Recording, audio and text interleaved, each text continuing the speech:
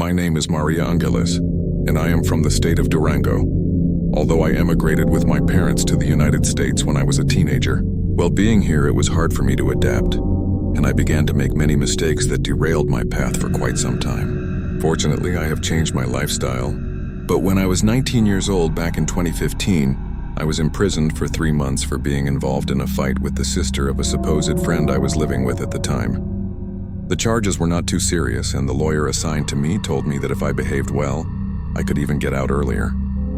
He told me to participate in workshops, to keep my head down, and not to get into trouble with anyone. And to be honest, that's exactly what I did. In the end, they sent me to the Federal Correctional Institution of Dublin in the state of California, and there I began to learn my lesson, since what I saw daily in that prison was simply horrifying. The jail was a disaster, and the guards there were abusive, rude, and some had a terrifying look in their eyes. However, that's another story. What I'm going to tell you now is more of a paranormal nature. It has nothing to do with the guards or the negative energy that could be felt in that prison, but rather with the woman who was my cellmate for 4 months, the woman I would call Zoe. The description I'm about to make is not intended to offend her or anything like that, and I want to emphasize that at that time, I was not in the best situation in my life either, but Zoe was in a terrible state. She was a 30-year-old drug addict, although her skin, face, and blonde hair made her look 60. She was addicted to methamphetamine and had huge dark circles under her eyes that showed she had gone days, or perhaps weeks, without sleeping. When they brought me to the cell, she was sleeping, or rather trying to sleep, on the bottom bunk.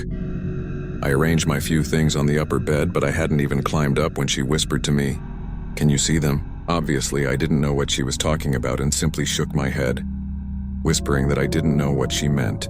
Then she insisted as she got up from the bed, "My children, can you see them?" "I'm looking for them. I want to talk to them." Explained that it wasn't my fault, but I don't know where they are. "Can you see them?"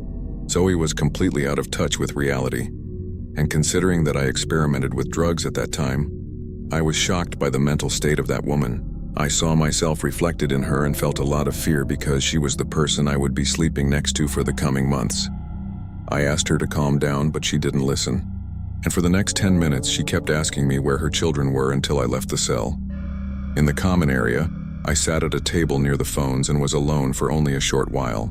5 minutes later, an older lady, a little plump and about 60 years old, approached me with a smile on her face. Her name was Magdalena, and she welcomed me. She explained how things worked and who I should be careful with. For the next few months, she became my support, and it was hard for me to understand how such a sweet person had ended up in such a horrible place. After talking for a while, I felt comfortable enough to ask if she knew what was wrong with my cellmate. Magdalena's expression turned more serious before warning me that Zoe was unstable and that I should be a bit careful with her. That was without a doubt the worst thing she could have told me, because when the guards ordered us back to our cells and I saw Zoe there talking to herself, I felt at great risk. I tried to greet her, but she completely ignored me, and during the next several hours, she didn't pay me any attention, limiting herself to talking to the walls. I listened closely, and although she spoke English with a very strange accent, I could understand some phrases like, "Please understand that I didn't want to leave," and "I beg you, stop please." Seeing her was pitiful, and little by little as the days passed, fear turned into pity. It was obvious that this woman needed psychiatric help and that, no matter what she had done, she should have been sent to a mental institution. When the lights went out that first night, she backed away to her bed, and I heard her whisper finally, "Tonight, just tonight. Please, what? Mommy needs to sleep." Those words made me feel very strange, as I somehow understood that she was talking to her children, or at least trying to. I felt sorry for her, and although I wanted to stay alert, I began to fall asleep after such a long day. Obviously, I don't know what time it was, but judging by how silent the cell block was, I assume it was well into the early morning. Nothing could be heard except some distant snore, and then suddenly the laughter of a child. I thought it was part of my dream and didn't give it importance, although that laughter repeated itself a few times. What really woke me up were sobs accompanied by a faint but noticeable smell of smoke. I opened my eyes and the cell was completely dark. Below me, Zoe was crying and moving constantly, whispering apologies again and again. I was half asleep and motionless as I sniffed carefully. And yes, there was smoke in the cell. I got very scared because I thought the prison might be on fire, and jumped from the bunk to look out through the small window in the cell door. As soon as I did, the smell disappeared, but not before the laughter of several children echoed behind me. I immediately turned toward Zoe, thinking that maybe she had been the one laughing all that time. That's when I realized that those laughs were not part of my dream, but she wasn't even awake. She kept crying in a fetal position. When I spoke to her, she didn't move. My heart began to race because even though I couldn't see anyone, I could feel that someone was staring at me. It was like a heavy weight on my shoulders, and I realized that it was best not to get involved. I slowly got back into my bed, turned around and tried to sleep again, but barely 5 minutes later, I heard something faint inside the cell, like the sound of a bare foot on the floor. I thought Zoe had gotten up, but that was impossible, since I could hear her sobbing beneath me. And although I didn't hear the laughter again, the smell of smoke returned. That night was very difficult, and although I don't know how I managed to fall asleep afterward, when I woke up I didn't feel well. I coughed all morning and felt exhausted. Zoe, for her part, was already awake, pacing in circles around the small cell. I asked her if she would go out, but she didn't answer. A little later I met again with Magdalena, who introduced me to a group of women, and I got along well with all of them. Eventually, the topic of why we were all there came up, and I discovered that Magdalena had poisoned her husband, that some had committed fraud or theft, and one was there for vandalizing a car. Suddenly, curiosity got the best of me when I saw Zoe leaving the cell to eat, and whispering, I asked the others if they knew why she was there. Some exchanged looks, others lowered their heads, but Magdalena stayed firm and before answering, asked me why I wanted to know. That question surprised me a little, and after thinking about it for a few seconds, I told them what I had experienced that night. I didn't want to look ridiculous because I know many don't believe in ghosts or spirits, but luckily, none of them mocked or called me crazy.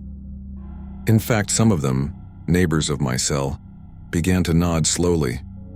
When I finished, they confirmed that since they had arrived, they too had smelled that strange odor of smoke and burnt fabric. But when they reported it to the guards, they were mocked, and their complaints dismissed. At that moment, Magdalena nodded softly and confessed that Zoe was there for the negligent homicide of her 2 children in a fire caused by her own carelessness. She didn't know all the details, of course, but she understood that Zoe's addiction had driven her and her children into a very precarious situation. When their electricity was cut off, she made the fatal decision to cook with wood near a window inside an abandoned house they were occupying. The children were in one of the rooms, and when the fire got out of control, she panicked and ran out of the house, and forgetting the little ones. When she tried to go back, it was too late. The flames had consumed the entire structure, and the children died of asphyxiation. It's unknown whether Zoe did it intentionally or not. Only she knows. But she was declared guilty and sentenced to 20 years in prison. Of all the inmates, Magdalena was the only one there when Zoe was brought in, and she assured us that she hadn't always been that way. Yes, she was erratic because of her drug use, but the pitiful state she was now in was caused by something else. Maybe her own conscience punishing her, or something beyond that. Armed with that new information, that night was very different. Again, Zoe, with a tired voice, talked to the walls, begging for a moment of rest. As soon as the lights went out, I fell asleep. And once again, I was awakened by the smell of smoke and the playful laughter of children who had long left this world. The hairs on my neck stood on end because now I understood what was happening. And although she was entirely guilty, I felt pity for Zoe, who sobbed and begged for forgiveness while tossing and turning in her bed.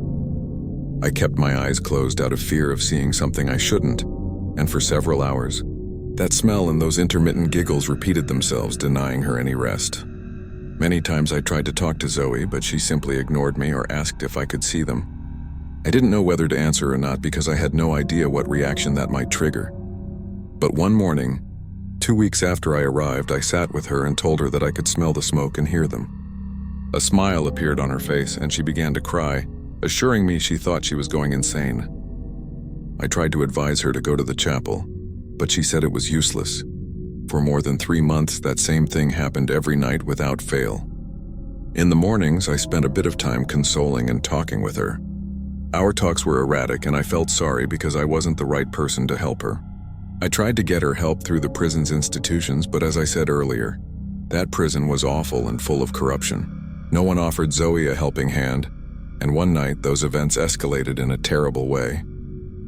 It must have been around September 3rd or 4th, and the night, as always, was silent in the cell block. I had gotten used to hearing Zoe's whispers and sobs, so when they didn't appear, I didn't pay much attention. However, around 3 in the morning, the smell of smoke became so strong that it woke me up immediately.